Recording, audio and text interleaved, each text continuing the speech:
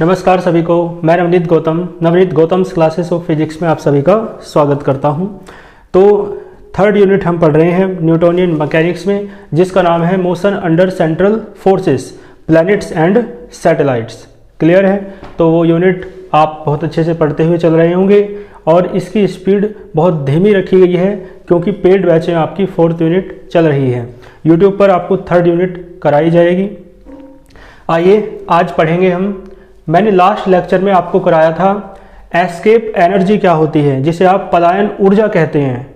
आज हम पढ़ेंगे एस्केप एनर्जी के बाद एस्केप वेलोसिटी किसे कहते हैं, यानी पलायन वेग किसे कहते हैं। ठीक है, तो हेडिंग लिखें आप, एस्केप वेलोसिटी, हिंदी में कहते हैं पलायन वेग। ठीक है, पलायन का अर्थ मैंने बताया था, पलायन यानी चले जाना। ठीक है, और कैसा वेग? देखो, इससे पहले मैं आपको पलायन ऊर्जा याद दिला दूं तो मैंने बताया था किसी वस्तु को या पिंड को दिया गया किसी पिंड को या वस्तु को दी गई वह ऊर्जा जिसे पाकर वस्तु, है ना, किसी ग्रह के गुरुत्वीय क्षेत्र को छोड़कर बाहर चला जाता है और पुनः लौटकर वापस नहीं आता है। तो इस ऊर्जा को आप क्या कहते थे? पलायन ऊर्जा कहते थे। तो मैंने लिखवाया था द एनर्जी टू ऑब्टेन्ड विच, है ना, जिसे पाकर एनी बॉडी मूव्स अवे।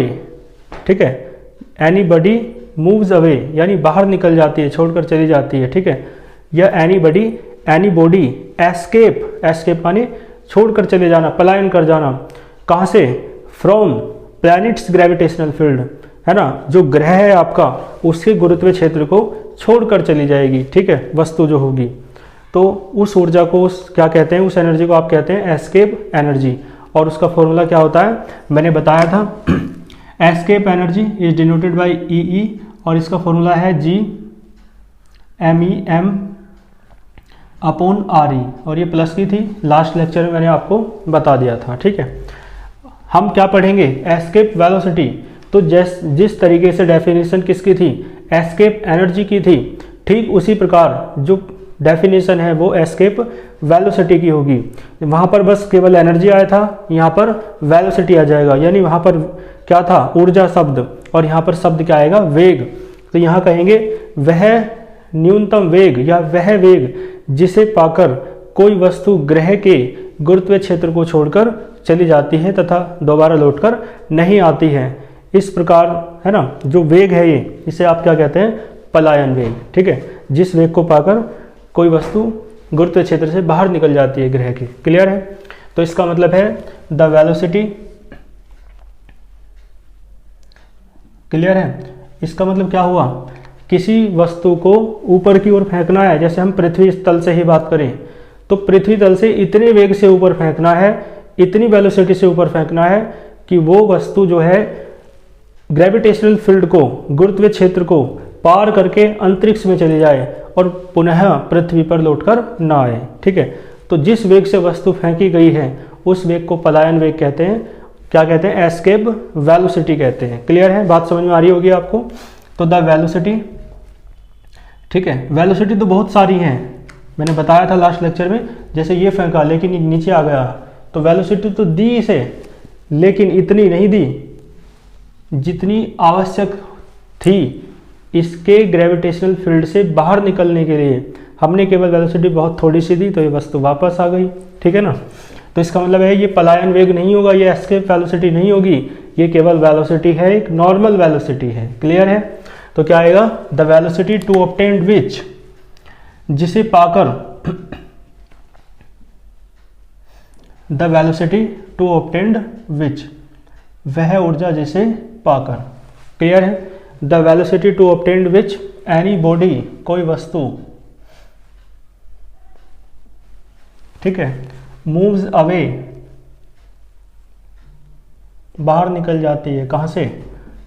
मैंने बताया कोई भी ग्रह है तो उसके गुरुत्वीय क्षेत्र से बाहर निकल जाएगी। जैसे पृथ्वी का गुरुत्वीय क्षेत्र है ना, ये वायुमंडल, तो वायुमंडल से बाहर निकल जाएगी। ठीक है, तो any body moves away from gravitational field of planet. ठीक है, from gravitational field of any planet. Planet भी कोई सा भी हो सकता है, जैसे हम बात करते हैं तो हम अर्थ के केस में बात करते हैं, ठीक है, क्लियर है। तो यानी वह वेलोसिटी टू ऑब्टेन विच, जिसे पाकर एनी बॉडी, कोई वस्तु, मूव्स अवे मानी चली जाती है, from gravitational field of any planet, कहाँ से, है ना, उस ग्रह के गुरुत्वीय क्षेत्र से, उस प्लैनेट के ग्रेविटेशनल फील्ड से चली जाती है, ठीक है। और मैंने बताया और दोबारा नहीं आती है, एंड डज नॉट, है ना, डज नॉट कम बैक, पुनः लौटकर नहीं आती है, क्लियर है। तो इस वेलोसिटी को आप क्या कहते हैं, लिख देना, इज नोन एज, इसे कहेंगे एस्केप वेलोसिटी। बाकी इसकी डेफिनेशन बिल्कुल सेम थी, लेकिन फिर भी मैंने लिखवा दी है। इसकी डेफिनेशन बिल्कुल सेम है, ठीक है, किसकी तरह, जिस तरीके से डेफिनेशन थी एस्केप एनर्जी की, क्लियर है। तो एस्केप एनर्जी की तरह ही इसकी डेफिनेशन थी, बाकी मैंने दोबारा लिख दी है। और एस्केप वेलोसिटी है तो आप डिनोट करेंगे वी ई से, तो इसमें लिख देना इट इज डिनोटेड बाई या it is represented by V E, इसे आप वी ई से डिनोट करते हैं, क्लियर है। लगे हाथ इसका डेरिवेशन भी कर लेते हैं। देखो कोई वस्तु है जिसका द्रव्यमान कितना है, मास कितना है, स्मॉल m है, और वो अर्थ के केस में बात करेंगे, ठीक है, तो वो अर्थ के सरफेस पर रखी है, तो अर्थ का जो मास है वो m e है। मैं लिख देता हूँ, बॉडी का मास m है, अर्थ का मास m e है, अर्थ की रेडियस r e है, ये सब बातें आप जानते हैं, ठीक है। और वस्तु कहाँ रखी है, पृथ्वी तल पर रखी है, धरातल पर रखी है, यानी अर्थ के सरफेस पर रखी है, ठीक है।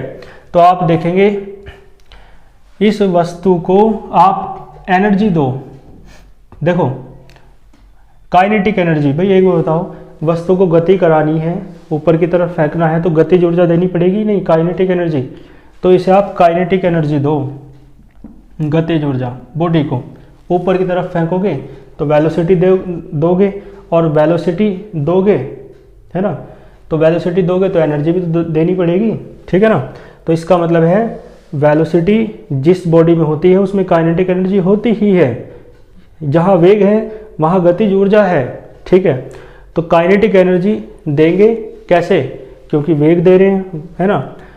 तो ये जो गतिज ऊर्जा है ये किसके बराबर हो जानी चाहिए, ये गतिज ऊर्जा पलायन ऊर्जा के बराबर हो जानी चाहिए, ठीक है। ये जो काइनेटिक एनर्जी है ये एस्केप एनर्जी के बराबर हो जाए तो वस्तु एस्केप कर जाएगी, ठीक है। तो इसका मतलब है, शर्त ये है कि जो ऊर्जा हम दे रहे हैं ये क्या है, गिवन काइनेटिक एनर्जी, जो एनर्जी काइनेटिक एनर्जी हम दे रहे हैं बॉडी को वो किसके बराबर होनी चाहिए, एस्केप एनर्जी के बराबर हो जानी चाहिए। तो बॉडी क्या हो जाएगी, एस्केप कर जाएगी, पलायन कर जाएगी, क्लियर है, ठीक है, समझ पा रहे हैं ना। चलो तो देखो एस्केप एनर्जी का फॉर्मूला आप जानते हो और काइनेटिक एनर्जी का फॉर्मूला भी जानते हो। K इक्वल्स टू क्या होता है, half M V E square, V square की जगह वी ई आएगा क्योंकि एस्केप वेलोसिटी की बात कर रहे हैं, और इसका फॉर्मूला आप जानते हो, वो लिखा है मैंने, plus G M E M upon R E, ठीक है जी। तो यहाँ से आप देख के बताओ, m से m कैंसिल हो जाएगा, तो वी ई स्क्वायर बराबर हो जाएगा 2 GME अपॉन आर ई। तो देखियो वी ई बराबर क्या हो जाएगा, under root 2 GME upon R E, ठीक है जी। तो ये आ गई आपकी एस्केप वेलोसिटी, दैट मीन्स क्या बोलेंगे इसे, पलायन वेग बोलेंगे, ठीक है। तो बात समझ में आई, भाई किसी वस्तु को हमें पलायन कराना है, तो पलायन कराने के लिए जो गतिज ऊर्जा दोगे वो किसके बराबर होनी चाहिए, वो पलायन ऊर्जा के बराबर होनी चाहिए, क्लियर है। तो यानी गिवन काइनेटिक एनर्जी, जो बॉडी को काइनेटिक एनर्जी दी है, ठीक है, उतनी ऊर्जा दो कि वो एस्केप कर जाए, पलायन कर जाए। तो इसका मतलब गिवन काइनेटिक एनर्जी आपकी एस्केप एनर्जी के बराबर होनी चाहिए, ठीक है। तो तब वहाँ से आपको इस कंडीशन से एक एक्सप्रेशन मिला एस्केप वेलोसिटी का, पलायन ऊर्जा का, कितना होता है, under root 2 GME upon R E, ठीक है। देखो यहाँ से एक फॉर्मूला और जानते हैं, स्मॉल जी और कैपिटल जी में रिलेशन क्या होता है, स्मॉल जी बराबर capital GME upon R E square. तो यहाँ से देख के बताओ कैपिटल जी एम ई क्या आएगा, जी आर ई स्क्वायर। क्लियर है। तो देखो वी ई निकालना है आपको, है ना। सो वी ई बराबर under root 2 G M E upon, बल्कि जी एम ई की वैल्यू रखेंगे ऊपर से, है ना, ये इसलिए तो लिखा है। तो जी एम ई की जगह रख लो जी आर ई स्क्वायर। ठीक है, आर ई। तो देखो वी ई बराबर क्या आएगा, अंडर रूट आर ई से एक पावर कट जाएगी तो 2 जी आर ई। ठीक है, अंडर रूट 2 जी आर ई। यहाँ तक बातें आपको क्लियर होंगी। तो ये एक्सप्रेशन किसका था आपका, ये एक्सप्रेशन था एस्केप वेलोसिटी का। एस्केप वेलोसिटी के दोनों फॉर्मूले आपको याद रखने हैं। ठीक है, एस्केप वेलोसिटी का कॉन्सेप्ट पूरा हुआ, यहाँ तक नोट कीजिए, फिर चलते हैं आगे।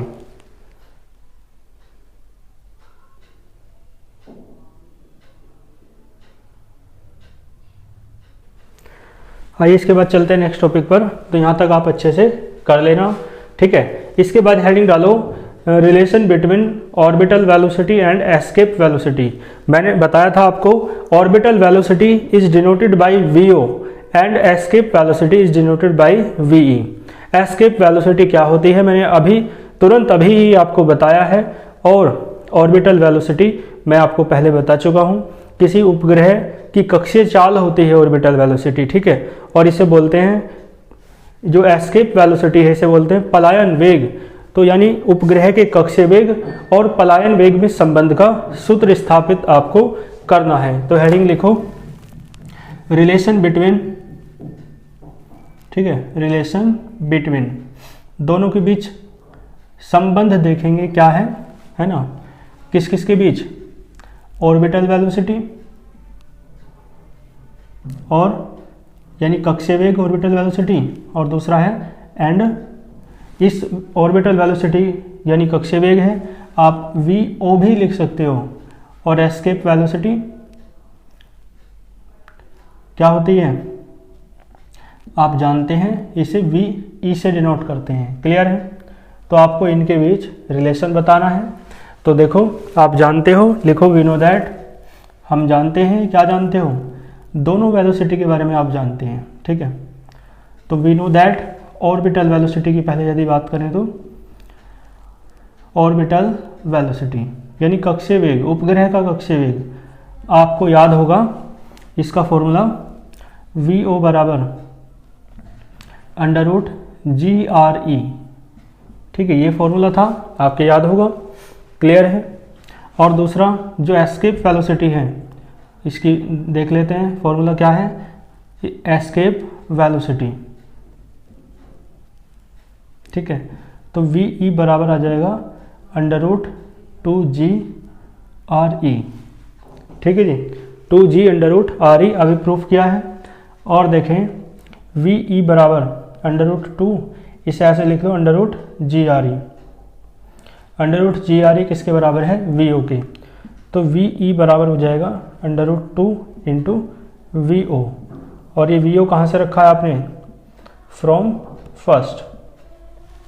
क्लियर है। तो वी ई बराबर होता है रूट 2 इंटू वी ओ, यानी जो एस्केप वेलोसिटी है वो रूट 2 टाइम्स होती है किसका, ऑर्बिटल वेलोसिटी का। ठीक है, इसका अर्थ है कि जो पलायन वेग है वो उपग्रह के कक्षीय चाल का या कक्षीय वेग का रूट 2 गुना होता है। ठीक है, तो इसे नोट कीजिए, ये क्या है आपका, दोनों के बीच रिलेशन है, ये आपको प्रूफ करना था। ठीक है। ठीक है, इसके बाद आप एक क्वेश्चन देखें, इसमें लिखा है सो, आपको सिद्ध करना है, आपको दिखाना है। ठीक है, हाउ बाय इंट्रोड्यूसिंग, यानी हाउ मानी कैसे, by introducing the idea of reduced mass. एक आइडिया जो कैसा आइडिया है, रिड्यूस्ड मास का है। रिड्यूस्ड मास को हिंदी में कहते हैं समानीत द्रव्यमान। क्लियर है। तो देखो ना हिंदी से समझ में आता है ना इंग्लिश में समझ में आता है ना, समझ में तभी आता है जब समझाया जाता है। देखो रिड्यूस्ड मास का हो चाहे समानीत द्रव्यमान का हो, समझ में नहीं आएगा, केवल समझ में कब आएगा, जब समझाया जाएगा। समझ रहे हैं ना आप लोग। चलो, तो इसलिए हिंदी इंग्लिश की दिक्कत मानना बंद करो, है ना। तो सो माने सिद्ध करना है, आपको दिखाना है। हाउ माने कैसे, बाय इंट्रोड्यूसिंग माने by introducing the idea of reduced mass, यानी समानीत द्रव्यमान के आइडिया को लेकर के आप कैसे दिखाएंगे, कैसे दिखाएंगे, क्या दिखाना है, देखो ए टू बॉडी प्रॉब्लम, यानी एक द्विपिंड समस्या, दो पिंड हैं, दो बॉडी है, उसकी जो प्रॉब्लम है, समस्या है, बॉडी की कोई समस्या नहीं है, यानी एक ऐसी प्रॉब्लम है, यानी एक ऐसा क्वेश्चन है हमारे पास जो दो बॉडी से रिलेटेड है ना। आगे देखें, कैन बी रिड्यूस्ड, दो बॉडी से रिलेटेड जो समस्या है, क्या है, टू बॉडी प्रॉब्लम, उसे कैसे बदलोगे आप वन बॉडी प्रॉब्लम में, ठीक है, एक बॉडी प्रॉब्लम में। क्वेश्चन समझ अभी ये नहीं आएगा, जब मैं कराऊंगा ना तभी आपको समझ में आएगा। तो आगे कहा गिव एग्जाम्पल, एग्जाम्पल देना है आपको ऑफ हाइड्रोजन, किसका, हाइड्रोजन का, एंड पॉजिट्रोनियम, पॉजिट्रोनियम का, दोनों का एग्जाम्पल देना है, हाइड्रोजन और पॉजिट्रोनियम का। पॉजिट्रोनियम क्या होता है बताऊंगा मैं, हाइड्रोजन आप समझते हैं। एंड कंपेयर देयर स्पेक्ट्रा, उनके जो स्पेक्ट्रम है, उनका जो स्पेक्ट्रा है उसकी तुलना भी करनी है, ठीक है। तो क्वेश्चन ये है, आप समझ नहीं पाए होंगे क्वेश्चन को, ठीक है, तो इसे कराते हैं। आप लोग चाय पी सकते हैं, चाय लेंगे आप, ले लीजिए, चलो, है ना। तो क्वेश्चन नोट करो, इसे कराते हैं सॉल्व, चाय पी लेते हैं बस, ठीक है जी। इस क्वेश्चन को करेंगे, देखो, है ना। चलो, आप तो चाय लेंगे नहीं तो, है ना, मैं पी लेता हूँ, या बाद में पियेंगे, पहले आपका समस्या जो है ना आपकी, इसका समाधान करते हैं, ठीक है। देखो इसे कैसे करेंगे, क्लियर है, देखो कैसे करेंगे इसे, ध्यान देना। इसमें दो पिंड हैं, इसने कहा टू बॉडी प्रॉब्लम, तो दो बॉडी मान के चलनी पड़ेंगे आपको। एक पहली बॉडी ये है जिसका मास m1 है, एक दूसरी बॉडी यहाँ पर मान लो जिसका मास m2 है, ठीक है। और इनके पोजीशन वेक्टर मानेंगे, ठीक है जी। तो इसका पोजीशन वेक्टर मान लो कितना है, वेक्टर r1, और इसका पोजीशन वेक्टर मान लो कितना है, वेक्टर r2, क्लियर है। देखो अब ध्यान से सुनो, इस बॉडी पर, इस बॉडी के द्वारा फोर्स लगेगा, अट्रैक्शन फोर्स, जिसे आप कहते हैं ग्रेविटेशनल फोर्स कहते हैं, है ना, गुरुत्वाकर्षण बल कहते हैं। तो इस पर जो फोर्स लगेगा वो हो जाएगा F12, है ना, पता है ना, यानी पहले पर लग रहा है m1 पर, और किसके द्वारा लग रहा है, m2 के द्वारा लग रहा है। तो F12 क्या है, F12 be the force, gravitational force on m1 by m2, clear है। इसी प्रकार m2 पर जो फोर्स लगेगा 1 के द्वारा, m1 के द्वारा, वो क्या हो जाएगा, F21। तो F21 बी द फोर्स, ठीक है, F21 be the force, gravitational force on m2 by m1, clear है। तो ये आपका, ये जो आपको डायग्राम दिख रहा है, ये है टू बॉडी प्रॉब्लम, यानी इसमें दो पिंड हैं, दो बॉडी हैं। अब इस की सहायता से इस प्रॉब्लम को आपको, है ना, वन बॉडी प्रॉब्लम में चेंज करना है, क्लियर है। तो इसमें मेन जो लैंग्वेज है वो आप लिख सकते हैं, मैं लिख दूंगा PDF नोट्स में, बाकी देखो एक बार सुन लीजिए। Let us consider two bodies of masses m1 and m2 respectively, the position vector of m1 is vector r1, ठीक है, and position vector of m2 is vector r2, clear है। Vector F12 be the force on particle m1 by particle m2, ठीक है। F21 be the force on m2 by m1, clear है यहाँ तक, ठीक है जी। डायग्राम आपके समझ में आ गया होगा। आओ इसका डेरिवेशन कर लेते हैं। देखो, न्यूटन का सेकंड लॉ जानते हो आप, सेकंड लॉ क्या होता है, F is equals to ma। तो सेकंड लॉ पहले इसके लिए लगाते हैं, F12 के लिए, और फिर F21 के लिए लगाएंगे, ठीक है। तो मैं लिख देता हूं, इधर देखें, from Newton second law, Newton के द्वितीय नियम से, फ्रॉम न्यूटन सेकंड लॉ। देखो F is equals to ma होता है, क्लियर है। लेकिन यहां पर F12 के लिए करोगे, पहले तो इसके लिए करेंगे ना, ठीक है। तो यहां क्या आएगा, m1, क्योंकि इसके लिए कर रहे हैं, है ना, और a की जगह क्या आएगा, a को आप लिख सकते हो, मैंने बता रखा है, d2x ओवर dt स्क्वायर। ठीक है, मैथमेटिकल फिजिक्स में मैंने आपको बताया था, और नहीं भी पता है जिसे तो यहाँ देखें a बराबर होता है dv अपॉन dt।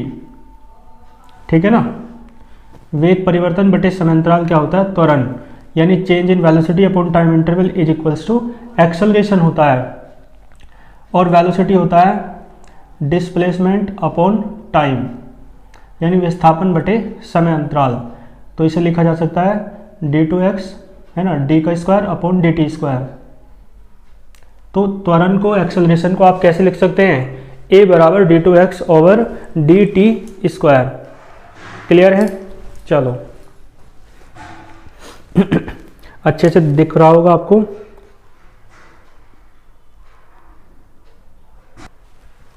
ठीक है जी, तो जैसा किसके लिए किया आपने, F12 के लिए, ठीक ऐसा ही किसके लिए कर देंगे आप, F21 के लिए। लेकिन एक काम करो, पहले M1 को अपोन में ले आओ, तो ये क्या हो जाएगा, देखो एक बात और ध्यान देना, यहाँ पर जो डिस्प्लेसमेंट है वो x ना मान के कितना मान रहे हैं, r1। ठीक है, तो ये तो मैंने बताया साइड में, लेकिन यहाँ x की जगह क्या आ जाएगा, r1, और वेक्टर में ले रहे हैं तो वेक्टर r1। ठीक है, डिस्प्लेसमेंट चूंकि यहाँ पर क्या है, पोजीशन वेक्टर जो है, जो स्थिति सदिश है, वो वेक्टर r1 है, तो इसका मतलब है x हो, यहाँ पर डिस्प्लेसमेंट x है, तो इसका मतलब है त्वरण को, एक्सेलरेशन को डिस्प्लेसमेंट यानी विस्थापन के पदों में भी, टर्म्स में भी लिखा जा सकता है। बात समझ में आई, तो यहाँ से m1 को क्या ले आओ, अपोन में। एक काम कर लो, ये हो जाएगा d2 vector r1 upon dt बराबर है ना, m1 कहाँ आएगा, अपोन में, तो F12 बराबर, ठीक, बटे क्या आएगा, m1, equation number first. Clear है, ये m1 बटे में ले आए, और इधर वाली साइड उस साइड लिख ली, और उधर वाली इस साइड लिख ली। ठीक है, इतनी चीज़ें समझते होंगे। अब देखो दूसरे के लिए कर दो, तो ये किसके लिए था, फॉर फर्स्ट बॉडी यानी फॉर m1। क्लियर है, अब किसके लिए करो, m2 के लिए, सेकंड बॉडी के लिए, तो क्या आ जाएगा, F21 आ जाएगा, और यहाँ क्या आएगा, m2, और इसी प्रकार यहाँ क्या आ जाएगा, d vector r2 upon dt square. ठीक है, तो यहाँ से देखो d vector r2 upon dt square है ना, d2r ओवर dt स्क्वायर क्या आ जाएगा, m2 बटे में आएगा F21 vector F21 upon m2, equation number second. Clear है, तो देखो एक बॉडी, फर्स्ट बॉडी के लिए प्रॉब्लम ये है, सेकंड बॉडी के लिए प्रॉब्लम ये है। प्रॉब्लम यानी एक तरीके से सॉल्यूशन, मतलब प्रॉब्लम एक तरीके से क्वेश्चन है। प्रॉब्लम का मतलब क्या है, क्वेश्चन। तो ये प्रॉब्लम है फर्स्ट बॉडी के लिए, m1 के लिए, ये प्रॉब्लम है सेकंड बॉडी के लिए।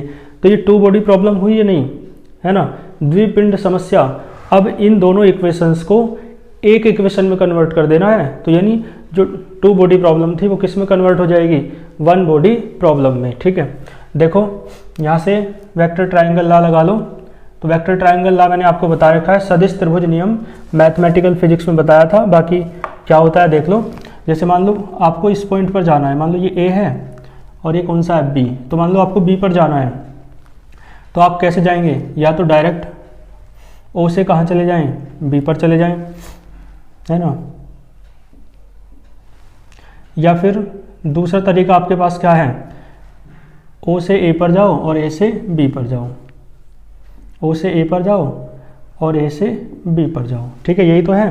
तो एक रास्ता है ओ टू बी डायरेक्ट बराबर O two A plus A two B, इस तरीके से। ओ बी कितना है, ओ बी वैक्टर R2, ओ ए कितना है, ओ ए है vector R1 plus A B कितना है, ए बी आपको ज्ञात करना है, मान लो कितना है, वेक्टर R है। ठीक है, तो मान लो कितना आपने मान लिया, वेक्टर R। तो देखो वेक्टर R यहाँ से कितना आएगा, vector R2 minus vector R1। ठीक है, डायग्राम के साइड में ही इसे लिख लेना। और ये जो अप्लाई क्या है वेक्टर ट्राइंगल लॉ, मैं लिख देता हूँ, फ्रॉम वेक्टर ट्राइंगल लॉ, इसे कहते हैं सदिश त्रिभुज नियम, वेक्टर ट्राइंगल लॉ, सदिश त्रिभुज नियम। और कहाँ लगा रहे हैं, किस ट्राइंगल में लगा रहे हैं, in triangle O A B. ठीक है, त्रिभुज ओ ए बी में लगाया है ये, तो ये बात आप साइड में नोट कर देंगे। ठीक है, अब देखो एक काम करो, 2 बॉडी प्रॉब्लम को 1 बॉडी प्रॉब्लम में बदलना है तो समीकरण 2 में से 1 घटा लो, तो इक्वेशन सेकंड में से माइनस कर दो फर्स्ट वाली, तो वी हैव, देखो ये हो जाएगा d2 vector r2 upon dt square, इसमें से माइनस करना है पहली वाली d2r vector r1 upon dt square बराबर, यहाँ क्या आएगा f vector f21 upon m2 minus vector f12 और बटे m1। ठीक है जी, देखो यहाँ से d अपॉन वो d square upon dt square common आ जाएगा, तो ये बचेगा vector r2 minus vector r1 बराबर, यहाँ देखो क्या करेंगे चलो अभी इसे एक बार ऐसे लिख लो, f12 और अपॉन m1। क्लियर है? देखो क्या करेंगे, साइड में लिख देता हूँ, देखो ध्यान देना, f12 आपको एक बात पता है, m1 पर m2 के द्वारा जितना फोर्स लगेगा m2 पर m1 के द्वारा भी उतना ही फोर्स लगेगा। एक्शन रिएक्शन लॉ होता है न्यूटन का तृतीय नियम, थर्ड लॉ ऑफ न्यूटन है ना, जिसे क्रिया प्रतिक्रिया का नियम भी कहते हैं। तो वो क्या कहता है कि पहली बॉडी पर दूसरी के द्वारा जितना फोर्स लग रहा है दूसरी पर पहली के द्वारा भी उतना ही फोर्स लगेगा, लेकिन दोनों की डायरेक्शन अपोजिट है, इसलिए क्या आ जाता है माइनस, क्योंकि दिशा विपरीत है। ठीक है, और दोनों को ही आप किसके बराबर मान सकते हो, दोनों को ही आप मान सकते हो, मान लो दोनों का जो मैग्नीट्यूड है वो किसके बराबर है, f के बराबर है ना, वेक्टर f के। ठीक है, तो माइनस तो चाहे इधर लिख लो चाहे इधर लिख लो, लेकिन जरूरत हमें यहाँ पड़ेगी, इससे माइनस को यहाँ लिख लिया f21 और बराबर किसके मान लिया, वेक्टर f के। ठीक है, और ये r2 माइनस r1 ये किसके बराबर है, वेक्टर r के, तो इसे है ना, तो आपको पता है क्या नोट करना है, पहले तो डायग्राम बनाना है, ये तो डायग्राम के बराबर में ही लिख देना है। ठीक है, और लैंग्वेज जो मैंने बोली थी वो, और फिर ये, और फिर इसके बाद यहाँ से। क्लियर है? तो r2 माइनस r1 क्या है, वेक्टर r है, तो ये हो जाएगा d2 vector r upon dt square बराबर f21 किसके बराबर है, वेक्टर f के अपॉन m2 माइनस माइनस का वेक्टर f12 किसके बराबर है, f के, तो प्लस हो जाएगा m1। ठीक है, वेक्टर f कॉमन आ जाएगा, देखो आप यहाँ से, तो वेक्टर f कॉमन लेके एलसीएम लेना है बस। ठीक है, किधर देखो, इधर लिख लेता हूँ, तो ये हो जाएगा d2 vector r upon dt square बराबर वेक्टर f कॉमन ले लो, तो 1 upon m1 plus 1 upon m2, है ना, पलट के लिख लो चाहे, है ना, आगे पीछे करके लिख सकते हो। तो d2 vector r upon dt square बराबर, ये वेक्टर f है, वेक्टर f क्या हो जाएगा, m1 m2 upon m1 m2 तो अपॉन में रहेगा और ऊपर जाएगा m2 प्लस m1, यानी क्रम से लिखें तो m1 प्लस m2। ठीक है जी, चलो तो देखो क्या करेंगे, यहाँ देखो पहली प्रॉब्लम को देखो, तो पहली प्रॉब्लम जो है फर्स्ट बॉडी की प्रॉब्लम, उसमें d2 r1 upon d t square आएगा, है ना, और दूसरी में क्या आ रहा है, d2 r2 upon dt square. इसका मतलब है, समझ पा रहे हो, डबल डेरिवेटिव है, डबल डिफरेंशियल है, और इधर ऊपर फोर्स है और अपॉन में क्या है, मास है। तो इन दोनों इक्वेशन से मिला करके हमने माइनस करके, माइनस किया था ना, माइनस, तो माइनस करके इसे बनाना है 2 बॉडी प्रॉब्लम से 1 बॉडी प्रॉब्लम, यानी 2 इक्वेशन को एक इक्वेशन में कन्वर्ट करना है, सीधा सा मतलब ये है। तो देखो इसे ऐसे कर लो, d2 vector r upon dt square बराबर वेक्टर f बटे m1 m2 अपॉन, ये जो m1 प्लस m2 है ना, इसे अपॉन के अपॉन में ले आओ। ठीक है जी, तो इसे आप म्यू मान सकते हो, यानी एक दूसरा द्रव्यमान, दूसरा मास जो 2 बॉडी से मिलके बन रहा है एक तरीके से, अपॉन म्यू। तो देखो ये फर्स्ट बॉडी की प्रॉब्लम थी, ये सेकंड बॉडी की प्रॉब्लम थी, और ये दोनों बॉडी से कंबाइंड होकर प्रॉब्लम बनी है। इसका मतलब है टू बॉडी की प्रॉब्लम वन बॉडी प्रॉब्लम में कन्वर्ट की जा सकती है, ठीक है। और यहाँ पे म्यू किसके बराबर है, म्यू, तो लिख देना यहाँ पर जो म्यू बराबर है वो है m1 m2 upon m1 plus m2। Clear है, म्यू किसके बराबर है, m1 m2 upon m1 plus m2। और ये जो म्यू है, म्यू इसे ही आप कहते हैं रिड्यूस्ड मास, रिड्यूस्ड मास यानी समानीत द्रव्यमान। इसका मतलब क्या हुआ, यानी दो द्रव्यमानों से मिलकर जो एक द्रव्यमान बना है ना, जो दो द्रव्यमानों से मिलकर एक नया द्रव्यमान बना है म्यू, उसे आप समानीत द्रव्यमान, ठीक है, या रिड्यूस्ड मास कहते हैं, जो दो बॉडी के मासेस से मिलकर बना है। क्लियर है, यहाँ तक समझ में आ रही है बातें।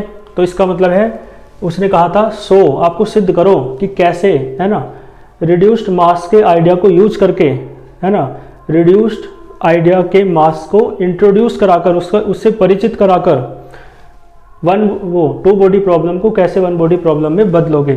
तो देखो रिड्यूस्ड मास का आइडिया भी हमने बताया, है ना, कि दो मास लेके चले थे, अब फिर लास्ट में दो से मिलकर एक मास बना दिया हमने।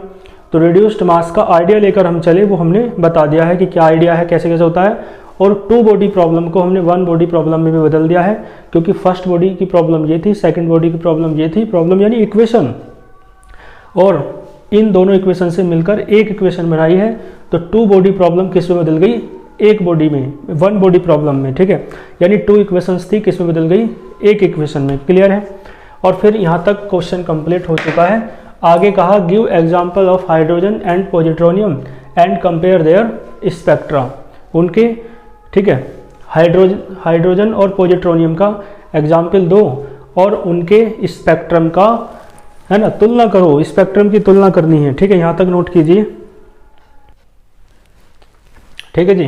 तो वीडियो को पॉज करके इसे नोट कर लेना, ये, है ना, इतना कर दिया है हमने। इसके बाद एग्जाम्पल देंगे किसका, हाइड्रोजन का और पॉजिट्रोनियम का। तो देखो पहले हाइड्रोजन का एग्जाम्पल ले लेते हैं ना। हाइड्रोजन आप जानते हैं, हाइड्रोजन जानते हो ना, हाइड्रोजन के कितने इलेक्ट्रॉन होते हैं, 1h1 होता है। तो हाइड्रोजन में कितने इलेक्ट्रॉन होते हैं, केवल एक इलेक्ट्रॉन होता है, ठीक है जी। हाइड्रोजन का एग्जाम्पल यदि लें तो 1h1 होता है, तो केवल एक इलेक्ट्रॉन है और एक प्रोटॉन है, क्योंकि आप जानते हो हाइड्रोजन एटम है और एटम के लिए होता है Z बराबर P बराबर E, प्रोटॉन, इलेक्ट्रॉन और एटॉमिक नंबर, परमाणु नंबर, है ना, परमाणु संख्या कहते हैं, परमाणु क्रमांक कहते हैं, वो तीनों क्या होते हैं, बराबर। अब चूंकि Z तो 1 है, तो एक ही प्रोटॉन है और एक ही इलेक्ट्रॉन है। तो देखो ये जो रिड्यूस्ड मास का आइडिया है, इसे समझाना है किसके एग्जाम्पल लेकर, हाइड्रोजन का एग्जाम्पल लेकर और पॉजिट्रोनियम का एग्जाम्पल लेकर। तो हाइड्रोजन का एग्जाम्पल लेकर पहले बात कर लेते हैं। तो देखो हाइड्रोजन में जो प्रोटॉन है, मास ऑफ प्रोटॉन, ठीक है, और किसके लिए बात कर रहे हैं, फॉर हाइड्रोजन, ठीक है, हाइड्रोजन के लिए बात कर रहे हैं। क्लियर है। तो हाइड्रोजन क्या होता है, 1h1, हाइड्रोजन के लिए बात कर रहे हैं। तो मास जो है प्रोटॉन का, उसे मान के चलो, मान लो कितना है, m है। और देखो प्रोटॉन, न्यूक्लियस में केवल एक ही प्रोटॉन है, तो मास ऑफ न्यूक्लियस भी कह सकते हो। प्रोटॉन ना मानकर क्या माने, न्यूक्लियस, क्योंकि न्यूट्रॉन तो है ही नहीं यहाँ, 1h1 है तो न्यूट्रॉन है ही नहीं, यानी हाइड्रोजन के लिए न्यूक्लियस जो है वो क्या है, प्रोटॉन है, क्योंकि प्रोटॉन में, यानी न्यूक्लियस में केवल एक ही प्रोटॉन होता है हाइड्रोजन एटम में, ठीक है, और न्यूट्रॉन होता ही नहीं है। तो इसका मतलब है मास ऑफ न्यूक्लियस कह दो, नाभिक का द्रव्यमान, या मास ऑफ प्रोटॉन कह दो। हाइड्रोजन के लिए बिल्कुल एक ही बात है, ठीक है, बात समझ में आई। तो आपने कैपिटल M माना, और जो मास है द्रव्यमान, वो जो इलेक्ट्रॉन चारों तरफ घूम रहा है उसका मास कितना मान लो, स्मॉल m। और रिड्यूस्ड मास का आइडिया क्या कहता है, रिड्यूस्ड मास होता है, तो हमें बताना है रिड्यूस्ड मास किसका, हाइड्रोजन के लिए रिड्यूस्ड मास कितना होगा, ठीक है, समानीत द्रव्यमान। तो रिड्यूस्ड मास का फॉर्मूला है म्यू बराबर, माना है ना, m1 m2 upon m1 plus m2। लेकिन यहाँ पर m1 की जगह क्या आएगा, कैपिटल M, और m2 की जगह स्मॉल m। न्यूक्लियस का मास यानी प्रोटॉन का और ये इलेक्ट्रॉन का, capital M plus small m। Clear है? देखो म्यू बराबर स्मॉल m तो ऊपर ही रहने दो और इसे लिख लो 1/m plus m upon capital M। ठीक है, कैपिटल M जो है ना अपॉन में ले आए तो ये हो जाएगा m 1/1 plus small m upon capital M की पावर 1। ठीक है, तो म्यू बराबर देखो m, ये जो पावर 1 है ऊपर ले जाओगे तो क्या बन जाएगा, पावर -1। कितनी पावर बनेगी, -1। बाइनोमियल थ्योरम लगा लो जिसे आप द्विपद प्रमेय कहते हैं। और द्विपद प्रमेय क्या होती है पता है ना, जो घात है वो कहाँ जाती है, गुना में आ जाती है, पावर है ना, पावर कहाँ जाती है, मल्टीप्लाई में। क्लियर है? चलो तो द्विपद प्रमेय लगा लो, 1 प्लस एक्स की पावर n बराबर क्या होता है, 1 प्लस nx होता है। क्लियर है? तो देखो पावर कहाँ जाएगी, मल्टीप्लाई में। तो म्यू बराबर क्या बचेगा, m1 minus small m upon capital M। ठीक है, कौन सी थ्योरम लगाई, बाइनोमियल थ्योरम। क्या होती है, 1 प्लस एक्स की पावर n बराबर ये होता है 1 प्लस nx। और आगे भी रहता है लेकिन हायर पावर्स को नेगलेक्ट कर रहे हैं यहाँ पर, है ना। ये है मास, देखो ये मास इलेक्ट्रॉन का है और ये मास किसका है, प्रोटॉन का यानी न्यूक्लियस का। तो मैं आपको बता दूं जो मास ऑफ प्रोटॉन होता है ना, है ना, प्रोटॉन का जो मास होता है वो 1836 गुना होता है किसका, मास ऑफ इलेक्ट्रॉन के। ठीक है, जो प्रोटॉन का मास है वो इलेक्ट्रॉन के मास का 1836 गुना होता है, 1836। क्लियर है?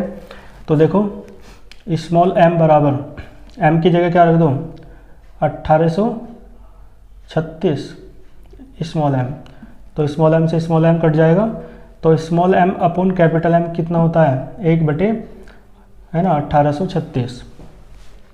तो देखो 100 म्यू बराबर क्या आया, m 1 माइनस 1 अपॉन 1836।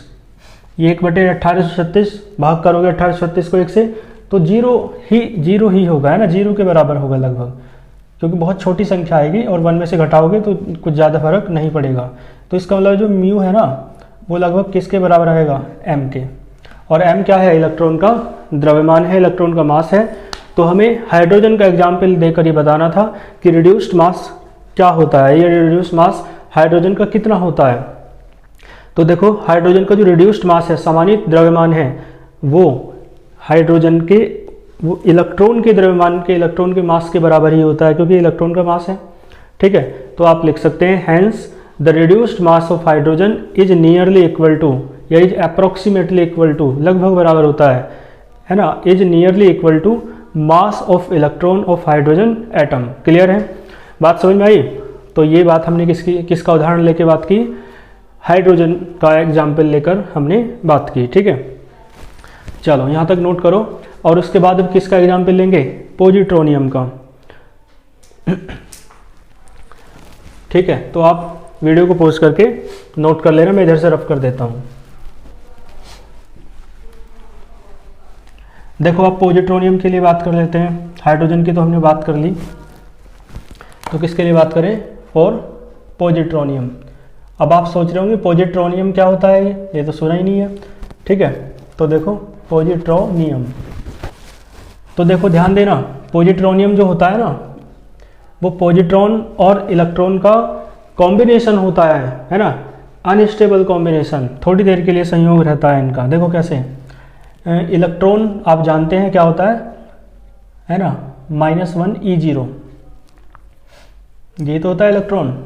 तो जो पॉजिट्रॉन होता है वो +1 E0 होता है। इलेक्ट्रॉन का एंटी पार्टिकल है पॉजिट्रॉन, है ना, इलेक्ट्रॉन का विपरीत कण है पॉजिट्रॉन। इलेक्ट्रॉन पर आवेश चार्ज माइनस का होता है, पॉजिट्रॉन पर आवेश चार्ज प्लस का होता है। और मास जो है दोनों का लगभग 0 के बराबर ही होता है, AMU में बात करें तो। ठीक है, चलो, तो इसका मतलब है इलेक्ट्रॉन -1 चार्ज का है और पॉजिट्रॉन +1 चार्ज का है, लेकिन दोनों का मास कैसा है, लगभग सेम है। ठीक है, तो इसका मतलब है पॉजिट्रोनियम का मतलब क्या हुआ, पॉजिट्रोनियम में जो इलेक्ट्रॉन है है ना, मास ऑफ इलेक्ट्रॉन वो किसके बराबर है, mass of positron. Clear, positron को ऐसे भी लिखा जा सकता है, इलेक्ट्रॉन को ऐसे लिखा जाता है। तो इसका मतलब है मास दोनों के कैसे हैं, सेम, और दोनों के मास को आप m मान सकते हो, यानी यहाँ पर m1 बराबर m2 बराबर m हो जाएगा। तो देखो रिड्यूस्ड मास कितना निकल जाएगा, समानीत द्रव्यमान म्यू बराबर क्या होता है, फॉर्मूला वो लिखा है m1 m2 upon m1 plus m2। देखो m upon m plus m, तो ये जाएगा m अपॉन 2m, m से m कटा, तो म्यू बराबर आया m/2। ठीक है जी। तो इसका मतलब है देखो हाइड्रोजन के केस में जो रिड्यूस्ड मास था वो इलेक्ट्रॉन के मास के बराबर आता है, लगभग बराबर, है ना। लेकिन पॉजिट्रोनियम के केस में जो रिड्यूस्ड मास है वो इलेक्ट्रॉन या पॉजिट्रॉन के मास का आधा आता है। बात समझ में आई, क्योंकि मास इलेक्ट्रॉन और पॉजिट्रॉन का तो बराबर ही है, तो इलेक्ट्रॉन या पॉजिट्रॉन के मास का हाफ आता है, आधा आता है कौन, रिड्यूस्ड मास। बातें क्लियर है। उदाहरण हमने पॉजिट्रोनियम का भी दे दिया, लेकिन फिर उसने क्या कहा, अब उसने ये कहा कंपेयर देयर स्पेक्ट्रा। ठीक है, नोट कर लेना वीडियो को पॉज करके, उनके स्पेक्ट्रा, यानी स्पेक्ट्रम आप समझते होंगे, स्पेक्ट्रम जो है ना वर्ड, उसका प्लूरल है स्पेक्ट्रा। तो स्पेक्ट्रम की तुलना करनी है, और स्पेक्ट्रम क्या होता है आप जानते हो, जो तरंगे है ना, तरंग दैर्ध्य यानी जो वेवलेंथ्स होती हैं, अलग अलग लाइंस होती हैं, उनका एक क्रम होता है, ऑर्डर होता है, तो उसे ही आप क्या कहते हैं, स्पेक्ट्रम कहते हैं। इलेक्ट्रोमैग्नेटिक स्पेक्ट्रम 12th क्लास में आप पढ़ के आए हैं, 8th चैप्टर है आपका, है ना, जिसे आप कहते हैं विद्युत चुंबकीय स्पेक्ट्रम, वो चैप्टर आपने पढ़ा होगा। तो स्पेक्ट्रम क्या होता है आप समझते होंगे। देखो तो उस चैप्टर में या उससे पहले आपने एक वो पढ़ा होगा प्रिंसिपल, बोहर प्रिंसिपल, बोहर का सिद्धांत। तो बोहर के सिद्धांत में जब आप पढ़ते थे लाइमन, बामर, है ना, पास्टन, ब्रैकेट, फुंड, ये सब श्रेणियां पढ़ते थे, सीरीज पढ़ते थे, पढ़ी है ना। हाइड्रोजन स्पेक्ट्रम पढ़ा होगा आपने, तो हाइड्रोजन स्पेक्ट्रम पढ़ा होगा आपने न्यूक्लियस वाले चैप्टर में 12th में, यानी क्या बोलते हैं नाभिक वाले चैप्टर में। ठीक है, तो देखो वहाँ से फ्रीक्वेंसी का एक फॉर्मूला था, फ्रीक्वेंसी यानी आवृत्ति। तो फ्रीक्वेंसी जो होती है स्पेक्ट्रल लाइन की, है ना, स्पेक्ट्रल लाइन, स्पेक्ट्रल लाइन का मतलब स्पेक्ट्रमी रेखाओं की आवृत्ति।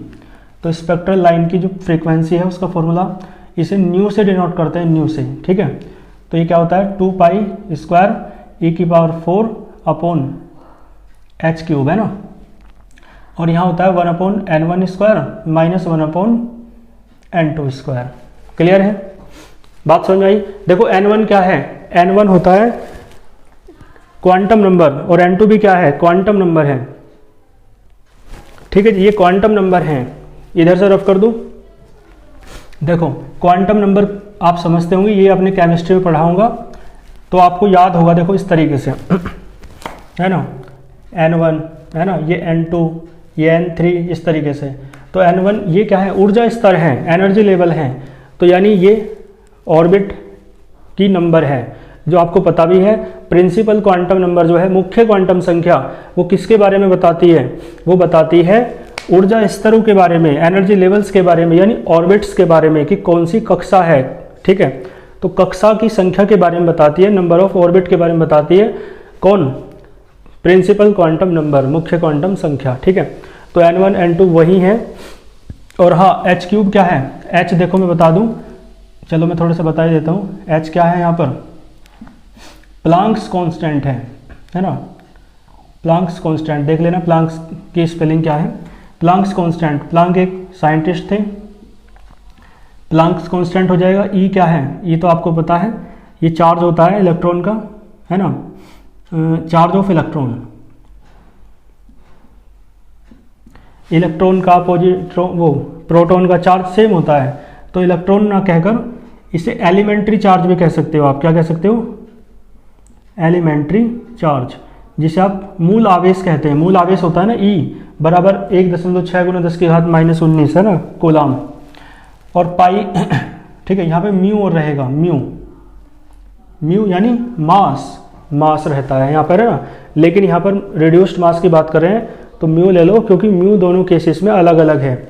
एम लेंगे तो वो जनरली बात नहीं होगी, वो पर्टिकुलरली बात हो जाएगी, क्योंकि यहाँ पे हाइड्रोजन का एग्जाम्पल लिया है तो एम आ रहा है, और पॉजिट्रोनियम के एग्जाम्पल में म्यू कितना आया था, m/2।